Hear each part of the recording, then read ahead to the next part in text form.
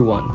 Experience the power of your Trauma Talks on Trauma Talks Thursdays, live as we bring you face to face with individuals who have triumphed over their trauma and come out stronger on the other side. Hear their raw and honest accounts of their struggles and how they have found healing and hope in the midst of pain. Don't miss out on this rare opportunity to connect with those who truly understand what you are going through. Join us for an unforgettable evening every Thursday of sharing, support, and solidarity as we come together to break the stigma surrounding mental health. Experience the magic of your Trauma Talks live in New York City, where compassion and courage converge to create a space of healing and empowerment. It's time to speak up, listen, and learn from those who have walked a similar path. Hey everyone, welcome to Trauma Talk Thursdays. Yes, it's been a while for a Trauma Talk Thursday episode, but today we have such an amazing episode and such an amazing guest who is no stranger to the platform of your Trauma Talks. Nope, he's none other than Dr. Stephen Paul Edwards. And let me tell you something, he is about to bring it in a different way. We have heard him in conversation with the amazing Dr. Tash Ray, and we're about to put the spotlight on him. And let me tell you something, when it comes to the world of trauma, people take trauma and make it into a lot of drama. And when I say this, let's bring it in like this. When you hear something about someone, and this is not the first time, in a few weeks, Ra will be on here for 8 years, bringing you stories of others when it concerns mental health, and for you to understand that you are not alone, and others that you actually trust and tell your story to will take it as you give it to them and make it into a gossip. But here we are going to sit with a doctor who has years of trauma experience, where it is he have helped so many and healed so many. And let me tell you, today we put the spotlight on him. So without further ado, I want to bring him up because we're excited to hear what he has to say. Dr. Stephen Paul Edwards. How are you, sir? Well, thank you so much. That's a pretty amazing introduction, by the way. Thank you very much. I'm very excited to be here. As you just said, I was with Dr. Tash recently, and I know she's not well, so please give her my best wishes. She's amazing. And this show is amazing, man. I mean, this is stuff that really, obviously, you've been going for 8 years. There's a big audience for it. But I was just looking up some statistics. 52% of Americans think that they've been in some kind of a traumatic relationship, and I ask people, or people ask me, about trauma, about traumatic relationships, and I say to people, have you been in a traumatic relationship? Almost everybody says yes. If anybody says no, I see, well, you need to get out more often. But anyway, so my trauma started, as for most people, in my childhood, right? I think most of us can say we had a traumatic childhood. We just don't know that when we're going through it as just children. We think we're the only one, right? It's not like we all go to school and then at the playground at the break, we all get together and go, hey, are you getting some trauma? Are you having trauma? Yeah, me too. We just don't talk about it, right? And I think part of that is shame, right? Because we don't want to diminish ourselves or our family or our parents in anybody else's eyes. And so we go through it alone. And for me, I just thought, and again, people can usually relate. I felt like I was walking around my house or my home on eggshells or even glass sometimes. And back then, people, they used to say children should be seen but not heard. Well, I wasn't even allowed to be seen, right? So anyway, this created a lot of frustration because you don't feel like you have a voice, you can't move, can't say anything. And that was very frustrating. And all that energy is held up because it's just a very controlling, manipulated experience. So my parents would say things like, you don't want to have an ice cream, do you? Like, you'd be an idiot if you said you wanted to have an ice cream. Well, you really want an ice cream, but you don't want to say, yeah, I do, get me one, right? Because then your parents are not going to be, anyway, this kind of thing. So I used to have to, when I went to bed at night, I used to have to bang my head on the pillow until I was exhausted to get to sleep. And I couldn't do it any other way. So that's give you some idea of the the frustration that I was, or the anger, the rage that I was holding, right? And so at the age of 16, I was actually put into a mental asylum, or I like to call it a sane asylum, right? Um, and I was given electroconvulsive therapy, which I would highly recommend to anybody who wants to go even more crazy. So anyway, and then I was given drugs. I was actually on a high when I went in there. I was into a mania, right? I was experiencing a manic state. And back then they used to call it manic depression. Now they call it bipolar, right? So that was a very, I had trauma at school because my mom used to send me to school in school clothes that were way too big for me. And the other kids are merciless, right? They just, tease you, humiliate you, and laugh at you about the clothes, right?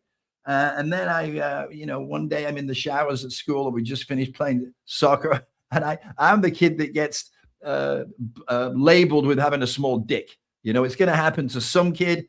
And once it's you, every other kid in the school is so happy it's not them. And of course, that gets around the school. So that caused trauma for me. But as we'll get to later, every single one of those traumatic experiences has been a blessing in many ways. And this is what I love about the show. It's, talking about your trauma, but also turning it into a positive, right? Because it does have an upside if you look for it. And unfortunately, many people stay a victim. And it's okay to be a victim a little bit, right? But just you don't want to stay there, right? You've got to make it's like grieving. It's okay to grieve, right? It's okay to grieve, but you don't want to stay there forever, right? So when you go through a traumatic experience, yes, you're a human being. You're going to feel sorry for yourself. You're going to feel angry about it. You're going to blame other people. But the shorter time you do that, the better for you. Because if you keep that anger, resentment, that feeling about like a victim, you're the only one that's carrying that energy around, right? It's hurting you, not the other person. And that isn't to say that, those people didn't do those things. They did, right? But you can't change that. What you can change is what it means to you for your future and live a healthy life and actually make it, as I was listening to the podcast from last week, and I think it was Simone. I mean, what an experience, she was almost killed. In fact, her perpetrator thought she was dead, right? Hitting her with a baseball bat, I don't know how many times, like 50 times or something. But she's turned it into a positive. Now, not right away, but eventually she realized she didn't want to stay in that victimness. She wanted to be an empowered woman, be powerful, and get out in the world and help other women not have to go through that. And so she created a purpose out of it, which she wouldn't have had if she hadn't been through that experience. So all my trauma ended up being a positive in different ways. But for a while, it made me feel like the world was against me. It made me feel like the world was against me. And if your parents are against you, you don't think anybody else is going to be for you. It's all psychological, right? It's what we make up in our mind. It doesn't mean it's true, because beliefs are not true. We just make them up. Or other people make them up for us and we adapt their beliefs. But until we deal with the trauma, we're going to carry it around and keep recreating it. And that's why, people say, yeah, I've been married 4 times. So listen, I'm not the fastest learner on the earth at all, right? So I kept repeating the same patterns in my relationships that always ended up in me getting divorced. So for example, when I was a kid, all I wanted to do was run away from home. Being in that house for me was just overwhelming. I just wanted to get away, right? I couldn't deal with it. I wanted to get away from that house as far as I could. I ran away 8 times, right? But they kept catching me and bringing me back. But anyway, I left home when I was 16 and I couldn't wait to get out that door.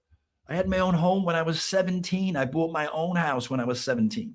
Why? Because I was so freaking determined not to go back, right? I was driven. So when I talked about running away from home, I didn't start running when I left home. And I came to realize I wasn't running away from the physical home. I was running away from my home, which is me. I was too afraid to look back at my past because it was too painful. There was a dog that lived across the road from us when I was a kid. There's a little terrier, right? Little terrier with a Napoleon syndrome, right? He wanted to fight every dog that went by, right? And he even fought the cars that drove by. So what would happen is a car would drive by and he'd run out the gate and he would chase that car down the road. Now, the car's driving away. Doesn't even know the dog's behind it, right? But the car drives away. And so the dog thinks, I scared that car away. I'm the big boss, right? So anyway, one day the dog is chasing a car and the car stops. The dog then runs into the back of the car and whimpers. He's hurt, right? So he starts running in the opposite direction, full tilt. Why was the dog running? Because the dog was running away from the pain. It thought if it ran fast enough, it could run faster than the pain. And that was me. I was running so hard and so trying to be successful in the world because I thought that would make me happy. Wrong, right? But anyway, I'm running away and I'm intense. I'm so intense because of what happened in my childhood, right? And my point is that leads to every area of your life. So I'd be so intense, so focused, create success, and then what would happen? I'd burn out because you can't maintain that level of intensity. So I'd burn out, the whole thing would implode, and then I'd recreate myself again. Now, do you think that carried into my relationships? Of course it did. It bleeds into all of your relationships, and everything is a relationship, right? So I would get in these relationships, I'd be so intense, it's so amazing. And then as life happens, right, I would start to get overwhelmed by the whole thing. And what do I do when I'm overwhelmed? I run away. I run away because I think this is now causing the pain, but it isn't. Something has happened or keeps happening that keeps triggering that pain. So now I associate my wife to that pain, right? Not true. We make it up in our head, but it caused me to keep running away, to get overwhelmed, to wanting to get away. And this pattern repeats over and over again until we can see it, until we can recognize it, until we can recognize ourselves in that mirror, because the other people, the career, the job, whatever it is reflecting us back at us. And if we're not happy, you can't change the external world, which what you can change is your internal world. And so I adopted a belief, probably maybe too late, but anyway, I adopted this belief that nothing happens to you, that everything happens for you. Now, that's easier to say than to live, right? You know, when everything is going great, you go, yeah, this has definitely happened for me, right? But when you're going through the worst trauma you've ever experienced in your life, to look at it and say, yeah, this didn't happen to me, it happened for me, that's not easy. And again, it doesn't mean by adopting that belief that you have to accept what somebody else did. It doesn't matter if you have to agree with it. But what's important is you recognize that there was a silver lining, that something has come out of that trauma that is actually helping you in some way or has helped you in some way.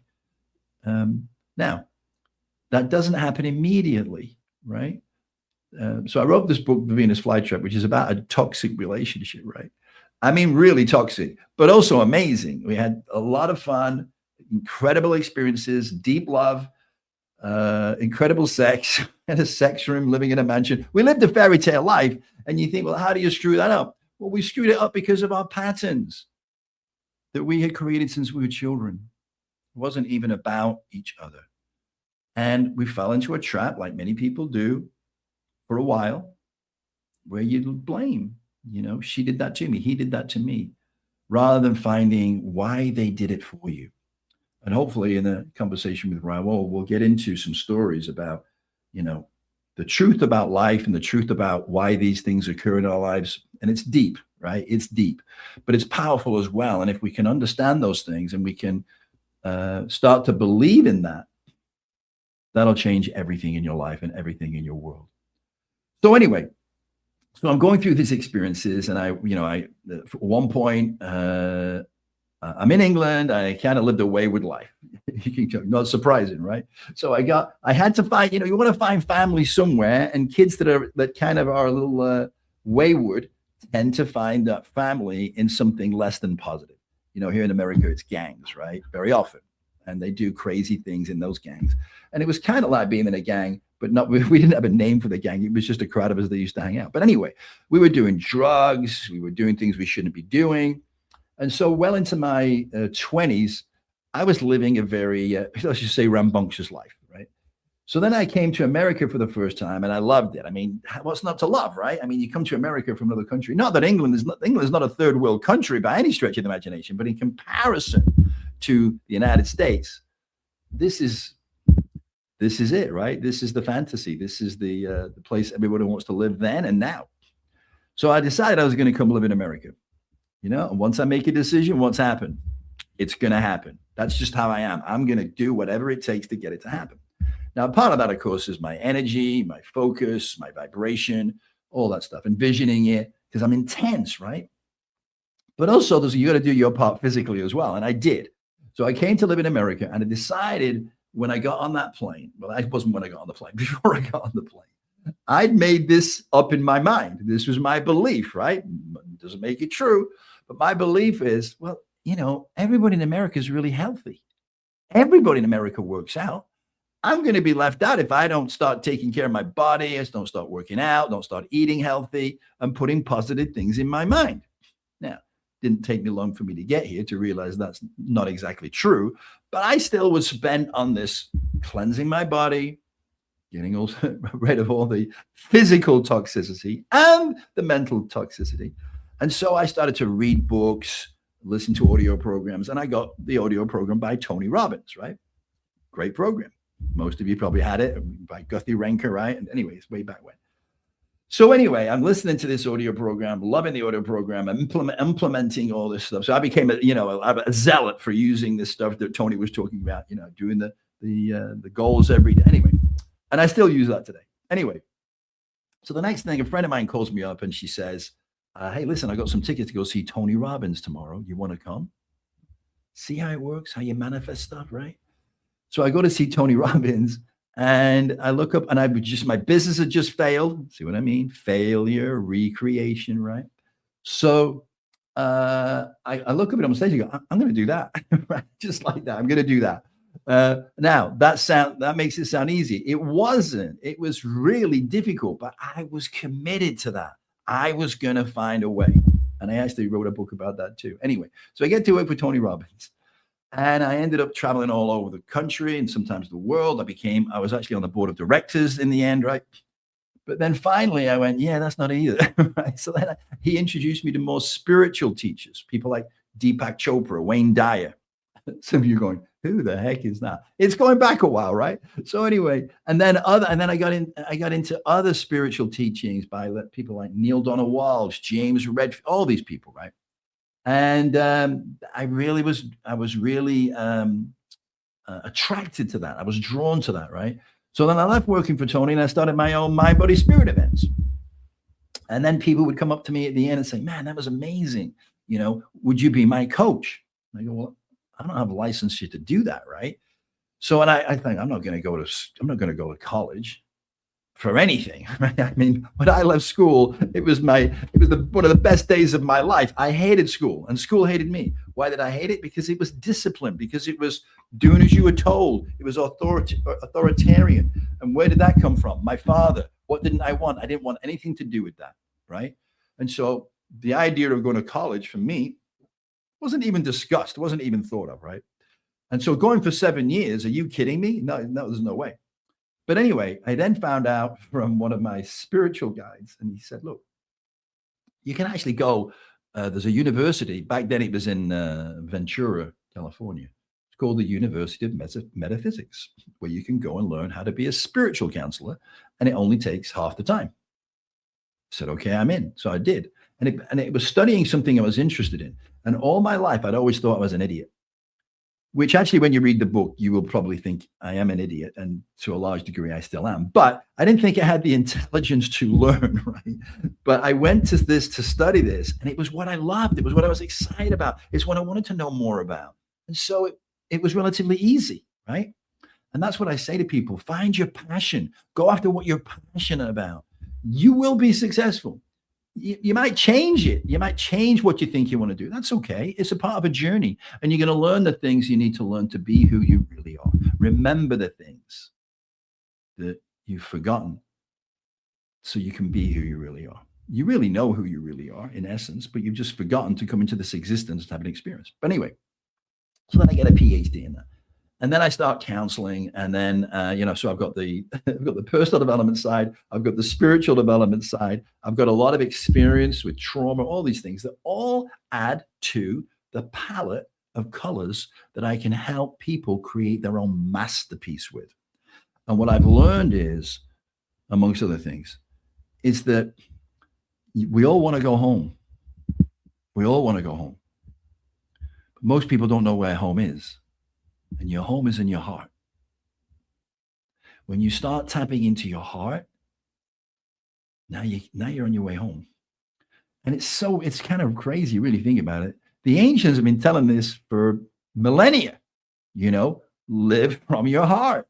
Speak from your heart. If something is true, it will be heartfelt. So what I do in my coaching, if you want to call it, is to help people reconnect with their heart. Because if I can help them do that, the answers are already there. Your intuition is there, and your intuition can guide you where you want to go if you'll allow it and trust it, right?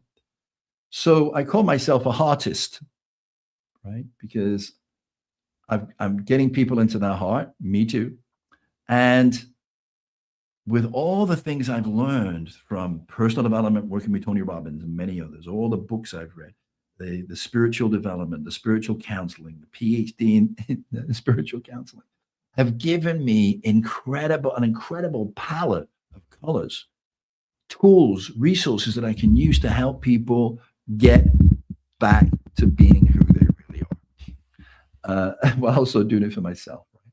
And I believe the future is going to be heart-driven, that we're going to get more and more out of our minds and into our heart. Because if you focus on the external world to try and get certainty, that's the definition of insanity, right?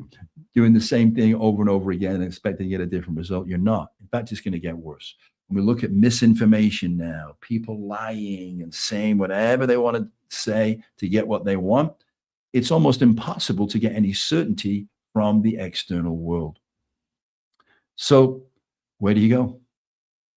You got to go within. You've got to go within to get that certainty. And it's there. We've been told since we were children that we've got to, in order to talk to God, you've got to go through an intermediary. You've got to go and talk to your pastor or your minister or your rabbi. It's absolute bullshit. You do not need an intermediary. You have direct access to God. How do I know? Because God told me. What do you mean God told you? You mean you can speak to God? 100%. And God answers? 100%. You do not need any intermediary. Now, what you do need to do is practice. Just like practice with your intuition. Some people, it just comes naturally. Other people have forgotten about their intuition, and so they've got to relearn how to connect to it, how to trust it. I use the analogy, it's like if someone gave you a violin today, if you've never played a violin before, and you start playing a violin never having played, it's not going to sound too good, right? And you're not going to be very good at it. But over time, when you practice and you learn from a tutor, you can play that violin beautifully, and you can make beautiful music, but you have to be patient. You got to be committed to learning. You got to be committed to playing that violin. And I think the same thing of intuition, right? It's there. We just got to we have practice using it and trusting in it. And the first, for a while, you're probably going to suck at it, right? You're probably going to go, yeah, my intuition told you. No, it didn't, right? But you're confusing your intuition with your ego, right? Because you want to do something. You might say, well, yeah, I'm pretty sure my intuition said that. We've got to be able to separate those things. And it's a practice. It's a practice. Being a doctor, it's a practice, right? So that's a little bit about my story. So then I end up in this situation where I'm ending my fourth divorce. Fourth divorce. It seems crazy when I say it, but it's true. Fourth divorce. What had I done? Again, got overwhelmed, running away, been completely burned out on what I was doing, traveling for 5, 6, sometimes 7 days a week, getting up at 5 a.m, meditating, then working out, then doing my juice, then spending from 9 to 7 in the evening, speaking on stage, then finishing that, meeting with the team, getting something to eat and going to bed, day after day after day. That's a freaking prison, right? And so eventually I just went, I can't do it anymore. Enough, right? I got to stop. And so that was another implosion, right? And then I'm going to start to rebuild it, but I got to have a break first. So now I'm experiencing this divorce, going through this fourth divorce, and I'm very depressed. I'm not happy. and I don't know what I want to do next. So that there's a void there in my life. And the universe abhors a void, and it's gonna fill it with something or someone. And this is when that amazing woman that has become known as the Venus flytrap walked into my life. And all hell broke loose because she was my focus. She was my magnificent obsession. She was what I put all my intensity into. And that's when the fun began. So I don't know, Raul, is that enough, or how are we doing on time? Well, I am just blown away sitting here listening to you. I'm like telling myself a lot of things. It's like, oh my God, I feel so good that I'm not the only one that feels like this because Right? And that was you one of the go reasons I wrote crazy. it. Right? Exactly, man. We think we're alone. It was like, are you kidding me? There's so many people out there. Yeah. You see, I about a few months ago, before Dr. Tash took on Mental Health Bytes, she was introduced to me, and she did the same thing you're doing right now, Yeah. Trauma Talk Thursdays, and she told her story. And when I came back from backstage, I was like, you are me, I am you. It Yeah. is that that sense where, oh my God, I connect so much. It's the same person in a Yeah. different way, a different story. And I Yeah. felt the same way today. Thank you so much for that. And like, I had so much, I was more focused on your book Yeah. because I know, like, from reading your bio and everything, I felt how, there's people who connect and genuinely want to make a difference. Yeah. And when I say this is like you feel a person, and from what I read about you, I can tell. And then you go into the little, because I didn't get time, to be honest, to read your whole book. I Yeah. did Yeah. Sure. some parts of it, and I realized one of the things I realized, and I wanted to ask was, it's like in a romantic kind of way, like you're putting the fantasy in the book Mm. to using your clinical expertise. Mm. How and why did you swear away and made it into that, in that rhythm of it? Yeah, yeah, that's a great question, man. I'll be honest, man, it's evolved. When I first started writing the book, I just wanted to get it out because I knew it was an amazing story, and I thought the very least people are going to be entertained by it because it's extremely entertaining, right? And then as I was writing it, I'm thinking, this is good stuff, right? This is really powerful stuff. And then as I asked the same question you just asked, which everybody asks me. How does somebody with your background in spiritual counseling, personal development, all that stuff, how do you end up in a toxic relationship, right? What's wrong with you? Well, there's a lot wrong with me, right? More than I realized before I got in that relationship, right? So sometimes, and I know you believe in a higher power, and some people call it the universe, some people call it God. It doesn't matter, but there is a higher power. I know that for sure, right? And that higher power sometimes they're going to put you on your ass, put you on your butt, and say, "Okay, you've been running away. You've done a lot of work, but you've got more work to do, and you're not doing it right now. So I'm going to put you in a position where you have no choice, where you're going to go through something traumatic, right? Not for the first time, but again, because you need it. So I'm going to bring this person into your life. They volunteered, and they're going to be your master teacher. Now they're going to kick your ass. This is going to be painful, but I promise you on the other side, it'll be worth it." Now, that's what happened, right? Now, I didn't see it at the time because I wasn't supposed to, right, Raul? I mean, you got to go through some things. And if you remembered everything, you couldn't have the experience, right? So I go through this whole thing, and it's freaking hilarious. The book is hilarious, right? The stuff we get up to, doing to each other, two powerful characters, two individuals. She's the heiress. Her father's a billionaire, right? And she's a brat, right? She's been used to getting whatever she wants, whenever she wants it. And so she just walks in a room. She's 5'11", right? I mean, she's drop dead gorgeous. So all those things combined, she could walk in any room and do anything she wanted, and she knew it. On the other hand, there's me, who wasn't born into that, but has worked my ass off to be successful. So I become a bit of a brat as well, right? I expect to get my own way, right? So you can imagine these powerhouses coming together. I say it's either a recipe for a great marriage or nuclear disaster. You decide, right? So we came powerfully together. And then it's hilarious because, we were both suffering from the trauma from our childhood. And part of trauma means usually very often you've been in a very controlling environment. And so you're afraid to be controlled by anybody. But what you Mm. don't realize is the only way you can not be controlled is be controlling, right?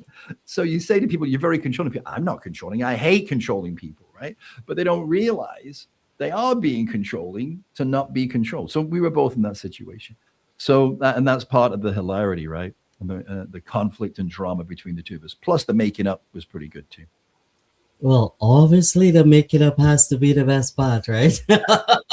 Oh, we listen. You must, but as I told some people this week, you must have some ice in front of the cake sometimes, or within the middle of the cake. So Yes. with this, you said so many things, and especially, you know what? I want to tell you congratulations on your book. I know you said you have more. How much total books do you have out there? Oh, okay. Well, I've written 4 books earlier, right? That's been a while ago, and for different reasons. This is the first of a trilogy, right? So when I Mhm, first started writing, right, well, I thought, I'll get all this in one book, right? I mhm, didn't realize how much mhm, story there was, right? So it's mhm, actually 3 books. mhm, The second one has just come out, and mhm. the third one is 3/4 done. So yeah, I it's a I love trilogy. and congratulations. And like we want everyone to know about the Venus flytrap. And it's so catchy. I don't know who did your logos and everything, but when I opened the email the first time these girls introduced me to you, I was Yeah. like, oh my God, this we gotta have this person on here. We have to know more about Dr. Stephen. We want Dr. Stephen to come out here and share all Mm, his wisdom with everyone on your trauma talks and Trauma Talk Thursdays. And Dr. Stephen, you spoke about something that only this morning I opened Instagram, and I'm being honest, social media can be as bad as some people say, but as good mm, as it is as well, because it can yeah. motivate you in many different ways. Right. And I opened because for the past few, I would say, months leading up to about 2 weeks ago, 2 weekends ago, I really was burnt out. And it's saying, and I read this saying that in today's society, people who are very strong seem to be getting burnt out and they are not understanding why. And you Mm, just mm, explained it so beautifully when you say you was like living in a prison. Some mm. people keep going on and they're following all the steps, yoga, meditation, they do Yep. their prayers, they go to the gym, they're eating healthy, but yet I'm stressed, yet I'm burnt out because guess what? It's more than how it used to be. And this is Yeah. how I see it. And Yeah. most of the times a lot of people are stressed because it's not happening. And when it's Mm, not happening for you, what do Mr. Trauma Talks tell you? Week after week, what is meant for you shall yeah. never pass you by, and what passes you by was never meant for you. Remember that. You Mm, have to think about it, step into it, understand it, because you would say it, but if you do not understand it, it will still bother you. And when yeah. you think you're down and out and you cannot make it, I'm Uh-huh. telling you, remember, I'm not just telling you that the person next to you has a problem worse than you, but I'm telling you that there once was a man who had the blues because he had no shoes. Down the Mm, street, he met a man who had no feet. So listen, your problem is all temporary. yeah. Remember that and remember who you are. Believe in yourself and don't believe in yourself today and forget who you are tomorrow, because today's problems will be carried over to tomorrow, but how you handle it while tomorrow brings you something extra. Dr. Stephen, I love this. I love, love, love this. And I want to say, before anything happens, I just want to say thank you so much for doing this again. So I have so many questions for you. And another one was, you talk about Tony Robbins and you talk about Deepak Chopra. And if we go back further, Les Brown, we talk about even Forbes Riley. I was on a platform with her once and I'm just blown away. I love this lady, even back from her times with her ads. She is called the pitching queen. And a lot of us, I would say, always have this magnetic pull towards someone. In today's society, I think a lot of the younger generation has a pull to, like, let's say, Jay Shetty. Why, let's just say, for your instance, what would be something that like will pull you towards someone in society that you could continuously speak about, quote, and you will always show that how this person has helped you? Yeah. I just want to go back to one thing real quick. The point you brought up, which is so powerful, that people, they do all the things they've been told to do. They meditate, they journal, they eat all the right foods, they do all the right things, but it's still not happening for them. Um, and let me give you, and again, me give you an example, and it actually helps explain the reason. So obviously, being in the world of personal development and spiritual development, we tell people, I'm sure you do, to journal, right? It's very powerful to journal. And I did. And I had hundreds of journals, right? But you know what I never did, Raul? I never read any of them. I was just doing something because it was supposed to be the right thing to do. And so people do a lot of things that they've been taught and told that that's what you're supposed to do, how you're supposed to live, and they do it, but they're not doing it. And you said it right at the beginning, because they're not doing it because they're passionate about it. They're not doing it because they want to do it. They're doing it because they've been told they should. And so you really want to be careful. You can't do everything, right? So you've got to pick and choose. Maybe one day you meditate, one day you journal, or maybe every other day you meditate and once a week you journal, whatever it is. But it has to be something you look forward to doing, and it has to be something you really want to do. I think that's one of the biggest pieces that are missing for some people. So in terms of people I follow that I talk about all the time, there's so many. Some of them I haven't necessarily, they haven't been their personal mentor, haven't been my personal mentor, but I've really studied their work. And I know if someone says something about them or gives a call, I usually know who it is. But I have to say, obviously, working with Tony Robbins was life changing, right? I also worked with Robert Kiyosaki, and that was life changing. He got me into the world of accepting the relationship with money and understanding how money works. Um, but the other thing I'm going to say, which is going to sound strange, the, the greatest teacher of my whole life was this relationship in the book, The Venus Flytrap. So Tamaz came into my life, and I believe this. She came into my life as a master teacher for me. And before we even came down here, she'd already decided that she was going to do that. And so we're probably, at the very least, we're kind of soulmates or part of a soul group. Um, so I'm very grateful to her for that. And I fell in love with her very deeply, very strongly, and I still love her. I just don't want to go through that again. Does that make sense? I'm not that same person anymore, right? I'm not attracted to those things anymore. And how do I know that? Because people would ask me, Stephen, are you healed? Right? And I would go, I have no idea. You go, what do you mean you have no idea? You haven't dated anybody for 3 years. You've been working on yourself. What do you mean you don't know? And I said, well, I will only ever know if I am put in the same circumstances again. And I see how I react, right? So, as it would happen, right, I was presented with the exact same circumstances, and it wasn't even a temptation. It was just like, no, I'm not going to do that again.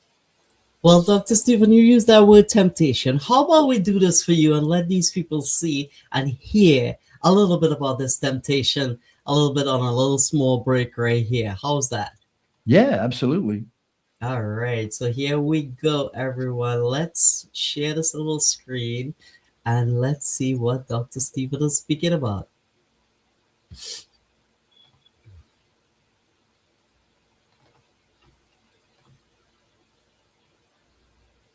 Oh, yeah.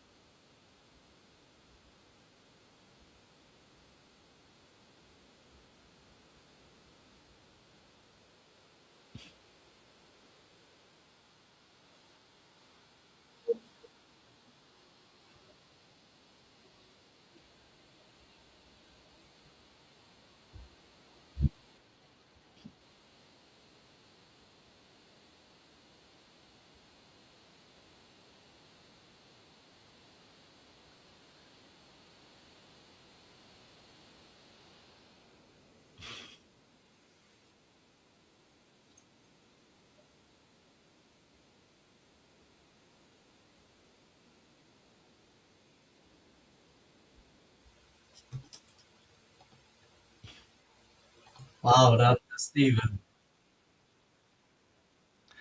Could everybody hear that the music and the song? Were you hearing it and seeing it? No, I didn't hear it, but I can't hear it sometimes when I'm on Zoom or something and I play it. I don't know if the audience could hear it.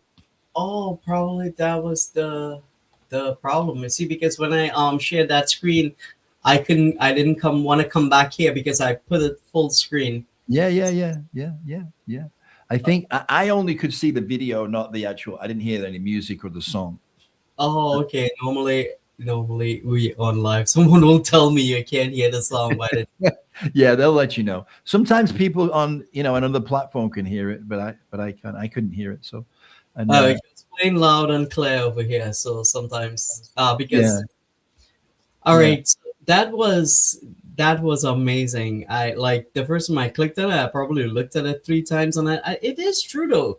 You can every single person I think I have interacted with in a relationship in a intimacy kind of thing. It's like a difference and a reborn and a certain Mm, places, but then there are certain things you don't go back to, and yeah, that's something I say when I look and I think about certain relationships I was in. I could still talk to that person. I could still be there for that person. I support that person if they need, but there are certain boundaries that you do not cross yeah. when it comes to certain relationships in your life. Um, I just wanted during to say. Well, I wanted to say one thing before I forget. That's a very romanticized depiction of the story, and there were times like that, obviously, right? But for the most time, it was completely different, right? It was insane.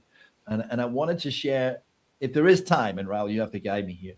I wanted to Yeah, share a couple of very short, quick stories that would give you a better sense of what was it's going all on. yours. Okay. So first of all, people say, where'd you come up with the name the Venus flytrap? So what happened when we first met? We met online. We met on a international dating site, and as soon as I saw her photographs, I mean, I was hooked. Right, I was done. I was toast. Some of the pictures that are in that video were in there, like her riding equestrian horses.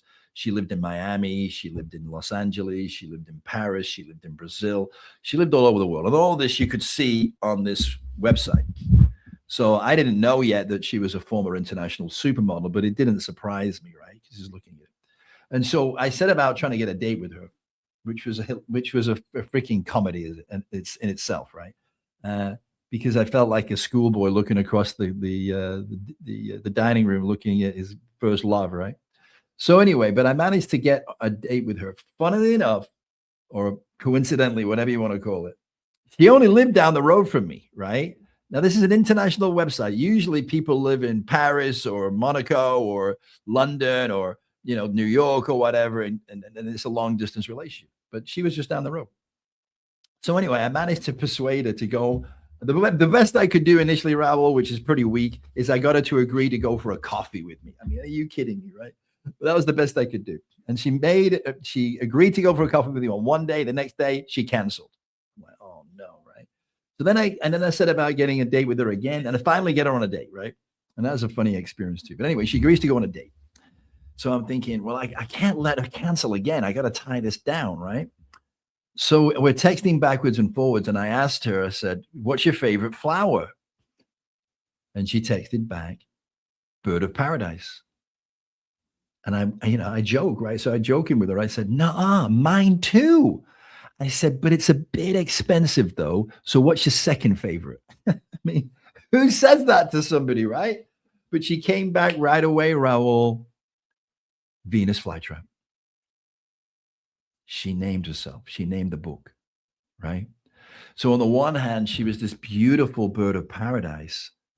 On the external and on the internal, she was the Venus flytrap, and I was the fly. And so that's the perfect background for the story. And anyway, so to give you one example of how there were so many powerful experiences that were in the book, we were broken up again. We broke up a lot, and then we got back together again, and we enjoyed getting back together, the makeups, the whole thing, right? We're probably addicted to that as much as anything else. So she was addicted to drugs, to alcohol, to sex. And all these things together created a volatile, very volatile relationship. I didn't drink before we started dating, and the next thing I'm drinking. So I entered her world a lot more than she entered mine. But anyway, we're broken up at this point. So I had to go away on a speaking event, and she knew I was going to be away for 4 days. She'd absconded. She'd gone on a binge somewhere in one of my cars, and I didn't know where she was, but I had to leave. So, but she knew what time I would leave. So she came back to the house that night, or she came to my house that night, and she broke into the house, right? So now there'd been a really there'd been some kind of criminal activity in the neighborhood in the recent past, and the director of the community had called the police chief and said, you know, you just took too long to get out of here. We pay all these taxes, blah blah blah. So of course he's not happy about that. So the alarm goes off, and so he goes, okay, let me show you how hot we can come out, right? So they send 6 squad cars, 2 SUVs, 4 police dogs who are running through everybody's gardens. The police lights are flashing. It's like 1 o'clock in the morning. Woke up the entire neighborhood and basically saying, here we are, right? We got out. So I'm like, oh my God, I'm like 3,000 miles away. So then they call me, the police call me. And as you read the book, you'll see that this was by far not the first time they'd been out there, right? We're almost all on first term basis for various reasons that you get into in the book. I go, you know, she's here. I go, oh no. Well, whatever you do not let her in that house. Do not let her in there, because I'm going, oh my God, she will tear it to pieces. Right? So anyway, he says, well, let me call you back. So he calls me back. He says, listen, I talked to the chief of police, and he says, we got to let her in. I'm like, no, right? So anyway, finally, when I get home, obviously she's not there, right? I go in the house and I look around and everything's fine. Nothing, no damage, nothing, right? I go, wow, that's amazing. So then I go in the kitchen and I put the kettle on and I leave the kitchen. And then I come back to the kitchen and the kettle isn't boiling. Well, it should be at least boiling by now. So I go look at the kettle, I click the switch on and off, nothing's happening. I look behind the kettle and she's cut the wire to the kettle. Now, it takes you a second to realize that's not the only wire she's going to have cut, right? She had cut the wire to every electrical product and appliance in the house, lamps, TVs, everything, right? So then I sit down, I go, yeah, that's not going to be it either, is it? She's not finished yet. So then, and I mentioned this earlier in the story, that I had, when I went to school, I used to have to go to school. My mom sent me to school in school clothes that were like, 8, I don't know how many sizes too big, but they drowned me, right?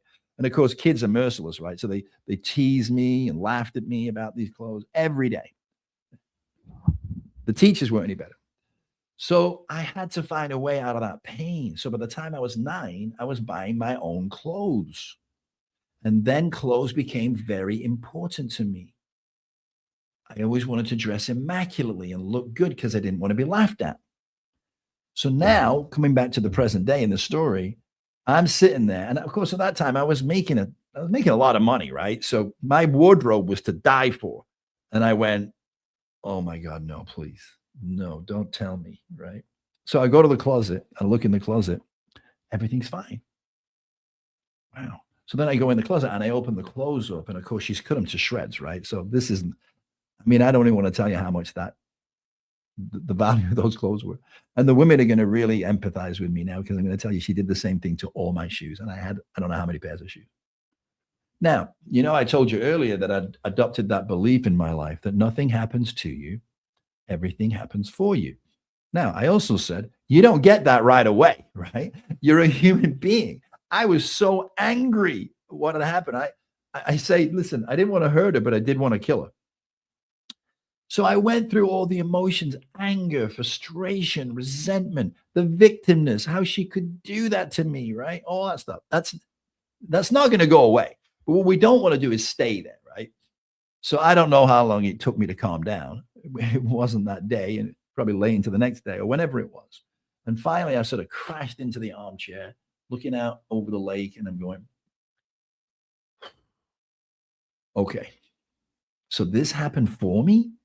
Huh, I want to hear this one. This is going to be good, right? Because, I talk to myself like you do. Anyway, it doesn't happen immediately. You don't get it and go, oh yeah, this is why it happened for me. you go through a process. The first thing that'll happen is you'll come up with something that's pretty pathetic, right? That's not going to make you feel really any better. And it's not going to give you the message, the mirror that is there that you're trying to see, but it's distorted. So, first thing that came to my mind was there was any kind of semblance of reason was, well, it's just clothes. I can replace clothes. And then your brain's going, yeah, that's bullshit, man. Those were really nice clothes, right? So then I just keep going. I don't know if it was the next day, that day, or 3 days later, but eventually the light bulb went on. And I went, attachment. I was attached to those clothes to the point where I thought it was a part of my identity, which means it's a part of me. And I'm not those clothes. Now, once you make one realization, it doesn't end there. Now it mirrors, it snowballs through your entire life. It mirrors through your life, and you can see where it came from. So, and that was the beginning of me letting it all go. But my point is, or the other point that I wanted to make is this. If I had not worked on, been committed to that belief, and found the mirror, the gift in all of that, I would still be angry at her to this day. And it would still be causing me dis-ease, and she wouldn't even know. You know, sometimes you glimpse through something and you know what I'm talking about, right? So like I really didn't have time this week and I had a lot going on. So like this morning I was like, oh Ra, come on. You're a fan of Dr. Stephen. He takes like you all these different things. You love him and you didn't read his book or go through. So I started going through some of the parts of it. I'm like, Ra, you gotta read the entire thing. I gotta catch up on what's going on from here to there. You can't do this. So now I'm even more excited. Like I have this book from someone. They just gave it to me, and I was like, I put it right here. I have to read it. I have to read it. So guess what? That's gonna get pushed back again because the chapters I have of your book, I gotta get it, or I gotta get it online and finish it. Like, and I'm one of those that if I pick up a book, it's done. I gotta keep going till it's over. Many Yeah. people tell me my book, Untold Stories, Hidden Truths. I have a good friend. She's a psychologist in Trinidad and Tobago. Her name is Dia, and we calls each other twins. Yeah. And she is so full of love. And No. one day she says, Ra, I just took it. I made myself a cup of a tea, I think it was, she said. And she sat there for 2 hours and just finished it. Like Yeah. continuously. She didn't put it down. And Yeah. it's a great shout out to her. So I'm very excited to pick up that book and just keep going with it. And we give you a feedback on it. But Dr. Stephen, I, you know, I want to say, hats off to you. Give yourself a pat on the back because I always tell people, like some of my friends, most of my friends that I hang out with and I have conversations with, because these days I have not much really close friends, and I Mm. think you would connect when I say this, and you do it, don't matter what, you do it every single day for yourself. Things I have fear of inside, which you teach yourself every day. You don't look to think about what's going to happen next, but make sure and figure out what's happening right now, right? But you Mm. always have to be excited about something new is going to slap you in the face, as much as it's stressful on here. And Raul, can I ask for one moment? I just need one moment real quick to yes, do something really yes. important. Sorry. Just a quick shout out to everyone on Spotify and iHeartRadio, wherever you're listening to the podcast from. I just want to say thank you so much for the love that you all show us week after week on your trauma talks, on Trauma Behind the Glamour. Within 12 hours, we just dropped one podcast, and within the last 12 hours, I am mind blown by how many downloads and how many listens. And I just want to shout out to Chris Leon Johnson for coming out as a New Yorker and sharing his story. And just quickly here, let's shout out to anyone who is always listening with us live on the live stream. That's why we tell you all come out. You could comment, ask a question. We have Isha Vinu Chopra, the daughter of the amazing director, award winner of Bollywood movies in India, and she by herself has an amazing book. She was on your Trauma Talks. She's saying, "Hi, Rahul. It's good to see you. Your perseverance and commitment to the cause of mental health and well being is incredible. Isha, we love you and thank you for joining us today." Yes, Dr. Stephen, again. I apologize about that. Listen, I love that you're talking about Bollywood. You Yes. know, Bollywood is taking over America. It's taking over Hollywood. Did you see at the I think it was the Lincoln Center when they just had Met the Gala. fashion event, right? The gala, yeah. And there were so many directors and people from Bollywood movies. And of course, it's booming, right? Absolutely booming over there. So I think that's going to be very exciting, man, for the movie industry, for the entertainment industry. That's awesome. So good. Dr. Stephen, just before let's I would like for you to tell everyone where they can find you, all your social media handles, your website, your email address, wherever you want them to contact you, because Mhm. this is where you gotta speak it out and don't forget to spell it out because this is where they're gonna hear you on the podcast. Great. Okay, so the first thing is, and you know this, Raul, I sent you a link that people can get the first three chapters of the book free. So you can read the first three chapters, and by the end of three chapters, you're going to be hooked and want to get the book. I also do my counseling now, and not just on relationships, but a lot of it is on relationships, and but also, you know, I have a background in finance, I have a background in personal development and spiritual development. So if you would like to go deeper into any of those areas, you can click the link that I sent to Raul that will give you a complimentary 30-minute session with me so we can see if there's a connection. We've got a vibe, and if you want to continue from there, we can. The website for the Venus Flytrap is VFT, V for Victor, or V for Venus, F for Fly, and T for Trap, Venus Flytrap 23.com. And you can find everything on there. All our social media is on there. So I'm not going to read off a bunch of social media sites that you're only going to forget. Go to the VFT 23. All the social media is there. There's tons of blogs on there. That song that you hopefully you heard is also on there. So you can listen to that. And then there's much more about the book, about me, more in depth, about Tamar's in depth, our background, our history, and also some more information about the book. And that I think is about it, Raul. Dr. Stephen, thank you so much. This was so amazing. And there's always a last question, right? Oh, sure. Yeah. Uh-huh. So with that being said, this is mental health, and we don't mean to trigger anyone by anyone's stories or anything like that out there. Anyone that's listening, and you may feel down and out, many people are going through it, and it's not me telling you that for you to feel better, but I do want you to feel better, to understand you are not alone. So we have the amazing Dr. Stephen Paul Edwards on here today. He has helped so many. And let me tell you, he has a podcast as well. His books is out there, and he's no stranger to when it comes to mental health. And I'm Mhm. sure by him helping, let's just say 1,000 people, that Yeah. 1,000 people probably has went out there and tried to help someone within their life. So you see how he keeps connecting and touching. So Mhm. Dr. Stephen, before you leave here today, I would love for you to share some insights as to how chaotic things is in today's society, and how people are handling stress in a different way, in a different manner, and it's actually harming 1.3 billion people on this planet and more that we don't know of.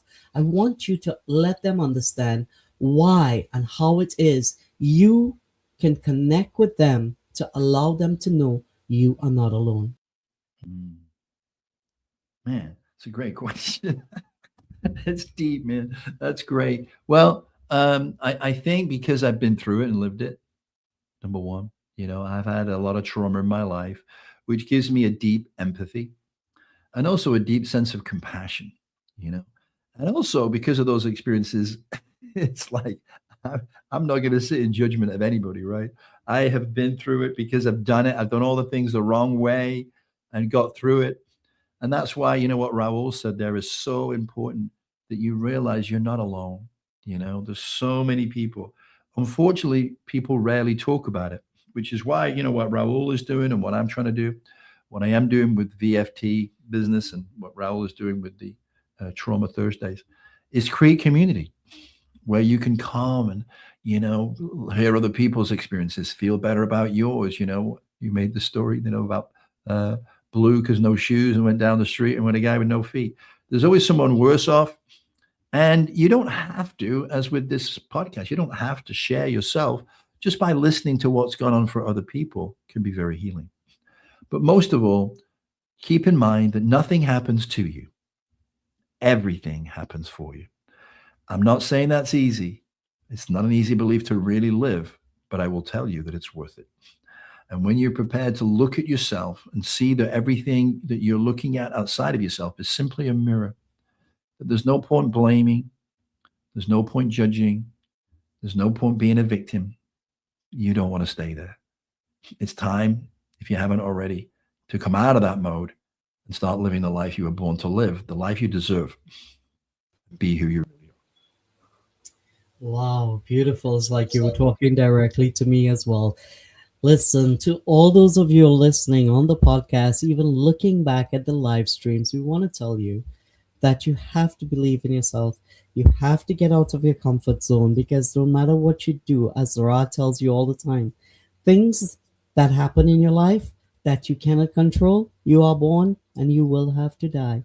The same with that being said, from a baby, an infant, to wherever you are, whatever age you are right now, you have to know that change is inevitable and you have to accept it. And to accept it, you have to understand it.